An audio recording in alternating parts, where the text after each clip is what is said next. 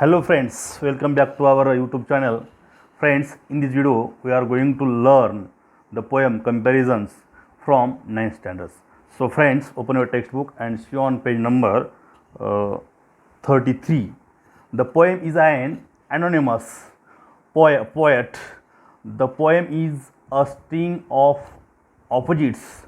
Comparisons are made with opposites pairs having at least one common features. The poem brings forth the vast diversity in the world around us. So friends, see on page number 33. In this poem, poet is anonymous, means या कवितेमध्ये जी कविता केलेली आहे त्या कवितेचं नाव हे निनावी आहे किंवा त्या कवीचं नाव या ठिकाणी डिक्लेअर केलेलं नाही. तर मित्रांनो, कवितेमध्ये सुरुवातीला तुम्हाला वॉर्मिंग अपमध्ये काही प्रश्न विचारलेले आहेत चिटचॅटमध्ये. त्याचे तुम्ही तुमच्या इमॅजिन करून किंवा तुमचं युअर ओन आन्सर असणार आहे, तुमचं स्वतःचं उत्तर असणार आहे. त्याच्यानंतर एक्सपॉन्डिंग वर्ड वेब्स हा प्रश्न तुम्हाला तुमच्या लँग्वेज स्टडीमध्ये जो पहिला प्रश्न आहे त्याच्यामध्ये असे प्रश्न विचारले जाऊ शकतात. तर याच्यामध्ये तुम्हाला सांगितलं आहे from pierce list the names of and many vehicles as you can. तुम्ही तुमच्या वर्गामध्ये मित्रासोबतच्या जोड्या बनवायचं आहे आणि त्या जोड्या बनवून तुम्ही आपण जे आपल्या व्यवहारामध्ये किंवा जीवन जगत असताना ज्या वाहनांचा वापर करतो, मग टू व्हीलर असेल, फोर व्हीलर असेल, बुलक कार्ट असेल, एरोप्लेन असेल, बायसिकल असेल, जे काही असतील त्याची तुम्ही यादी करायचं आहे. Choose any two of them but they must be of different types.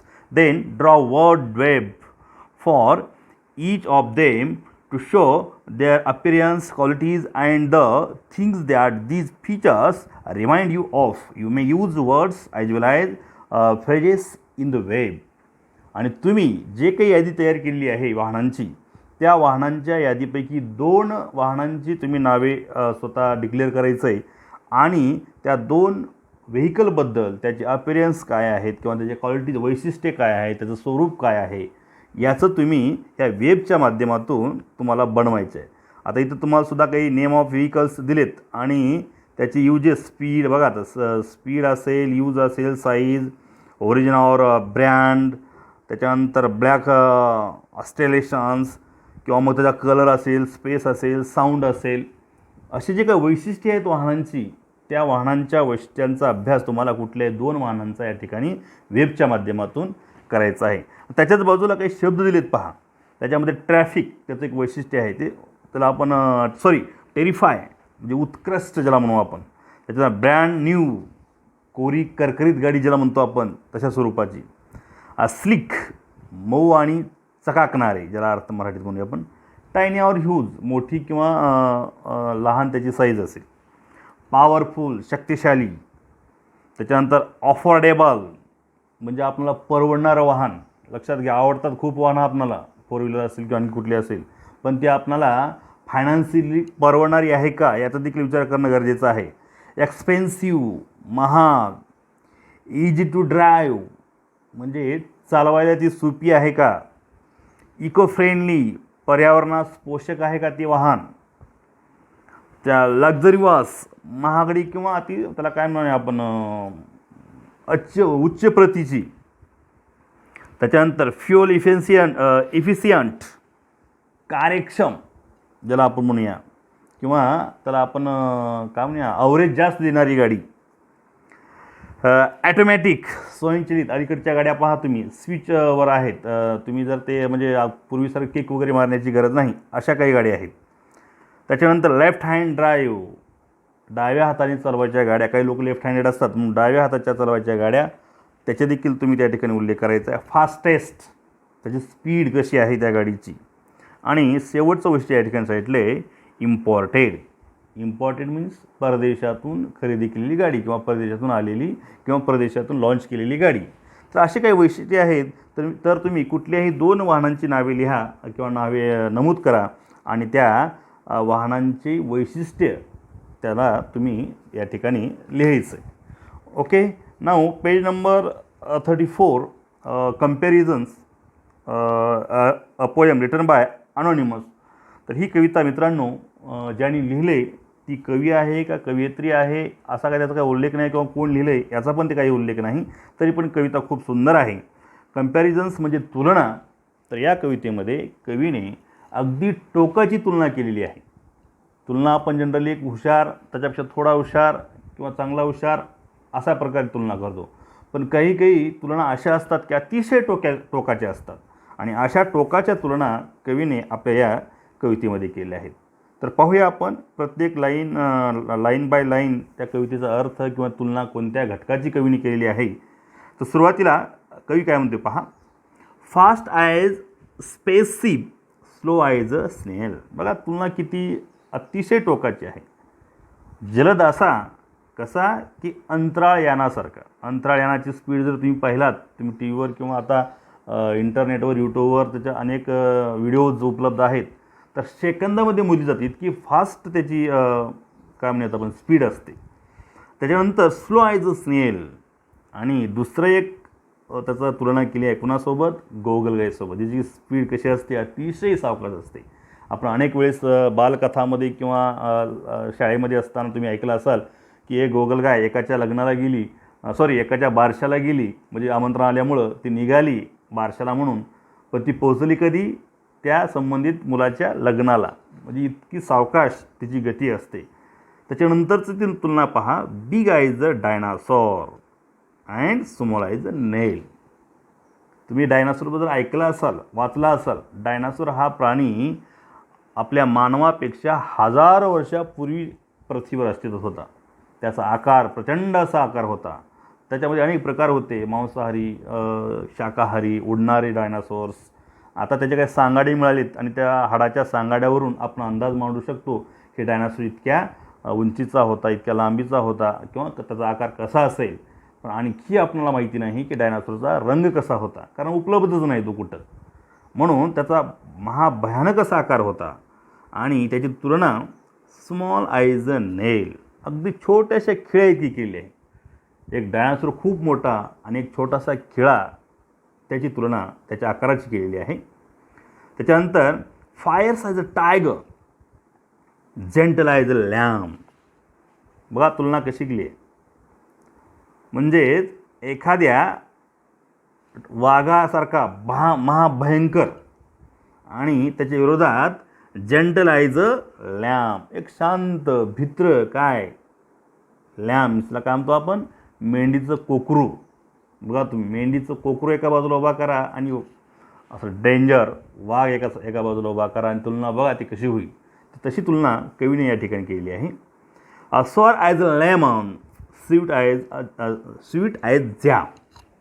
कशासारखा आंबट, लिंबासारखा. लिंबू आपलं खायचं लिंबू जे आहे त्याची चव अतिशय आंबट असते. आणि त्याच्या विरोधात जर तुम्ही तुलना केला तर स्वीट ॲज जॅम, अतिशय गोड असं जॅम. तुम्हाला जर दोन्हीपैकी जर कुठलं आवडतं आहे म्हटलं तर तुम्ही लगेच जॅमला निवडाल. तर अशा प्रकारची तुलना जॅम आणि लेमनमध्ये केलेली आहे. Dry as a desert, wet as the sea. Dry as the desert, कशासारखा, शुष्क किंवा कोरडा, वाळवंटासारखा.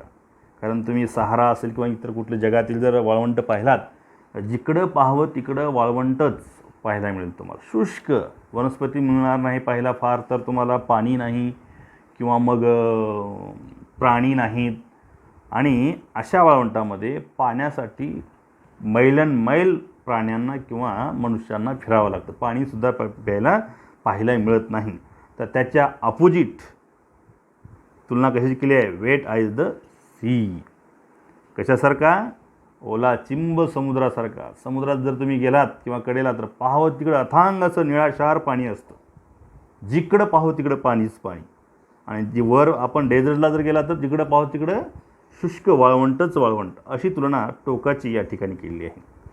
त्याच्यानंतर square as a house and round as a P.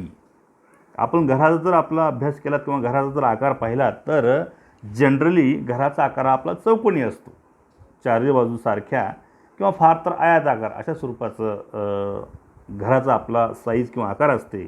आणि त्याच्या विरोधात जर विचार केला राऊंड आयज पी, वाटाणा जर त्याचा आपण आकार जर पाहिलात वाटाण्याचा, तर त्याचा अगोदर अगदीच गोल असतो. अशा हाऊस अँड पी या दोन गोष्टीची त्यांनी तुलना केली आहे. कशावरून? साईजवरून.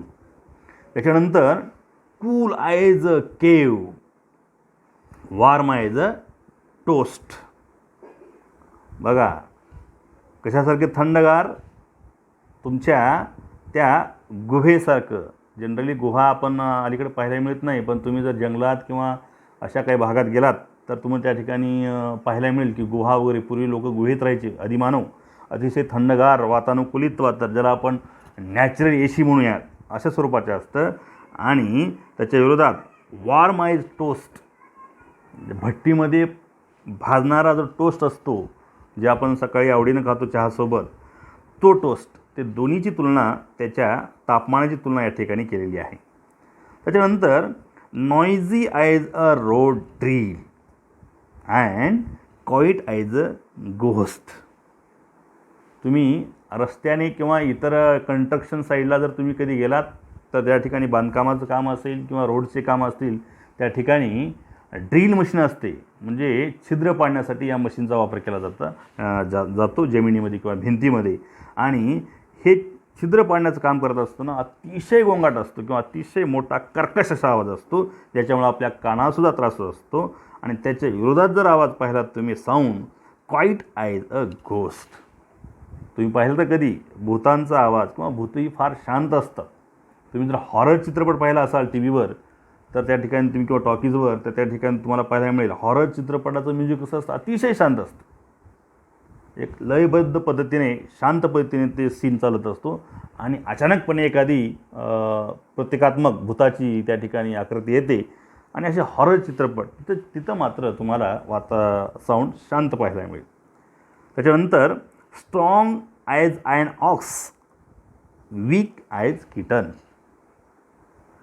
आता आपण शेतकऱ्याची मुलं असल्यामुळे आपल्याला माहिती असेल, बलदंड आकाराचा बैल आपल्या शेतात काम करणारा, तो शक्तीने, आकाराने खूप मोठा असतो. आणि त्याच्या विरुद्ध वीक ॲज किटन, आणि अतिशय लहान असं मांजरीचं पिल्लू जे अशक्त आहे.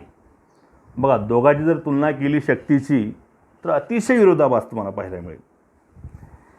Then hard as a rock and soft as a mitten. तुम्ही दगडाचा किंवा काय म्हणतात आपण, खडकाची जर स्वरूप पाहिला तर अतिशय कठीण असतो खडक किंवा दगड. आणि त्याच्या opposite soft as a mitten. Mitten means बिन बोटांचा हातमोजा. त्याला बोटांची साईज नसते, पण तो अतिशय मुलायम, त्याला आपण लोकरीचा म्हणूया किंवा आणखी सॉफ्ट जे काही हे असतील त्याच्यापासून जे बनवलेलं असतं, अतिशय मऊ. खडक कुठं, खडकाचं काय म्हणतात त्याला वैशिष्ट्य, आणि या लोकरीपासून बनवलेलं या हातमोजाचं वैशिष्ट्य. तर या कठीणपणाबद्दल तुम्हाला त्या ठिकाणी तुलना केलेली पाहायला मिळेल. Then dark as a tunnel and light as the moon.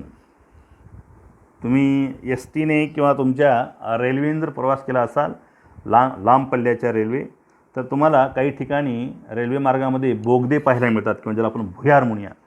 तिथून जर गाडी जरी गेली, अगदी दिवसा आपण काय म्हणूया, जरी गाडी गेली तर अगदी अंधार तुम्हाला पाहायला मिळतो. आणि त्याच्या विरोधात लाईट ॲज द मून, जसं की पौर्णिमेचा चंद्र असावा, त्या ठिकाणी तुम्हाला स्वच्छ असा नित्तळ चंद्रप्रकाश पाहायला मिळतो. तर लाईटच्या बाबतीत किंवा प्रकाशाच्या बाबतीत तुलना कशाची? टुनेल अँड मूनची. ह्या दोघांची या ठिकाणी तुलना पाहायला मिळेल. Then night time midnight, day time noon. Night time midnight म्हणजे रात्रीची मध्यवेळ किंवा मध्यरात्र ज्याला म्हणून आपण, अंधारी रात्र. अँड डे टाईम नून, आणि दिवसाचा मध्य दिवस म्हणजे दिवसाचे 12 वाजेचा तो प्रखर सूर्यप्रकाश किंवा मग मध्यरात्रीचा तो चंद्रप्रकाश, याची तुलना या ठिकाणी केलेली आहे. Then tall as a giant, short as a elf. राक्षसासारखा उंच राक्षसभूत हे काल्पनिक केलेले वर्णने असतात आणि आपण नेहमीच ऐकतो राक्षस हा खूप उंचीनं मोठा असतो, शरीराने धिप्पाड असतो, तो राक्षस. आणि त्याच्या विरोधात त्याचा विरोधाभास शॉर्ट आयज अँड एल्फ, छोटीशी परी. तर त्याच्या साईजवरून त्याच्या स्वरूपावरून कवीने जियंट अँड एल्फची तुलना केली आहे. पुढची तुलना पहा. Crooked as a mountain path and straight as a self. Mountain path means पर्वतरांगामधील असणारे रस्ते. पर्वतरांगामध्ये किंवा पर्वतीय प्रदेशामध्ये रस्ते जे असतात ते अतिशय वक्र स्वरूपाचे असतात, वळणाचे असतात. आणि इथं त्याची तुलना अतिशय काल्पनिक केली आहे. स्ट्रेट ॲज अ सेल्फ, शंख जे सरळ आकाराचे शंख असतात त्या शंखाची तुलना या पर्वतीय प्रदेशातील रस्त्याशी केलेली आहे. आणि शेवटी तो कवी काय म्हणतो पहा. The world is full of opposites. हे जग हे अगदीच विरोधाभासानं बनलेलं आहे. जिकडं पाहावं तिकडं तुम्हाला तुलना पाहायला मिळेल. वस्तूमध्ये, माणसामध्ये, माणसाच्या स्वभावामध्ये सगळीकडे तुम्हाला तुलना पाहायला मिळेल. एका बाजूला वेगळे स्वरूप असेल, दुसऱ्या बाजूला त्याची वैशिष्ट्ये असतील. असं पाहावं तिकडं तुम्हाला फुल ऑफ ऑपोजिट्स, विरोधाभास तुम्हाला या जगामध्ये पाहायला मिळेल किंवा हे जग विरोधाभासानं भरलेलं आहे. And so think so some yourself. म्हणून तुम्ही स्वतःबद्दल विचार करा. जगासारखं जर तुम्ही विचार करत बसलात तर साहजिकच तुम्हाला जगणं कठीण होऊन जाईल. असं शेवटी कवी या ठिकाणी आपल्याला संदेश देतो. जग हे विरोधाभासानं बनलेलं आहे. सगळ्यासारखं जर तुम्ही वागायचा प्रयत्न केला तर राहायचा जर प्रयत्न केला तर शक्य नाही. व्यक्तिपरत्वे जे आपण म्हणतो गुणवैशिष्ट्ये असतात तसं तुम्ही स्वतःसाठी जगायचं शिका, स्वतःसारखं जगायचं शिका, असं संदेश शेवटी कवीने दिलेलं आहे. तर या कवितेमध्ये फार तर काही कठीण शब्द तुम्हाला पाहायला मिळणार नाहीत, पण तरीही you can see on blackboard spaceship ज्याला आपण अंतराळयान म्हणतो. देन जेंटल ज्याला आपण शांत किंवा सभ्य असं म्हणतो. पी मीन्स वटाणा. ड्रिल मीन्स छिद्र पाडण्याचे हत्यार. देन ट्युनेल भुयार किंवा ज्याला आपण बोगदा म्हणूया. आणि यल्फ ज्याला आपण छोटी परुई म्हणूया. क्रुक्ड मीन्स वक्र. And last word mitten means बिनबोटांचा लोकरीचा हातमोजा. तर एवढे जर कठीण शब्द सोडले तर कवितेमध्ये अतिशय सोपे किंवा जे तुम्ही आत्तापर्यंत अभ्यासलात असेच या ठिकाणी शब्द पाहायला मिळेल. त्याच्यानंतर तुम्हाला काही वर्कशॉप वगैरे आहेत ते वर्कशॉप किंवा मग त्याच्यामध्ये आणखी काय ॲक्टिव्हिटीज आहेत ते आपण नेक्स्ट व्हिडिओमध्ये आपण पाहूया. तर विद्यार्थ्यांनी ह्या कवितेचे शब्दार्थ असतील, कविता पुन्हा पुन्हा वाचायचं आहे, कवितेमधले ऑपोजिट वर्ड्स असतील, कवितेमधले रायमिंग वर्ड्स असतील, कवितेमधले फिगर ऑफ स्पीच असेल, अशा अनेक घटकाचा तुम्ही अभ्यास करायचे. पुढच्या व्हिडिओमध्ये आपण परत या ठिकाणी याच्यावर चर्चा करूया बाकीच्या घटकावर. So friends, thank you.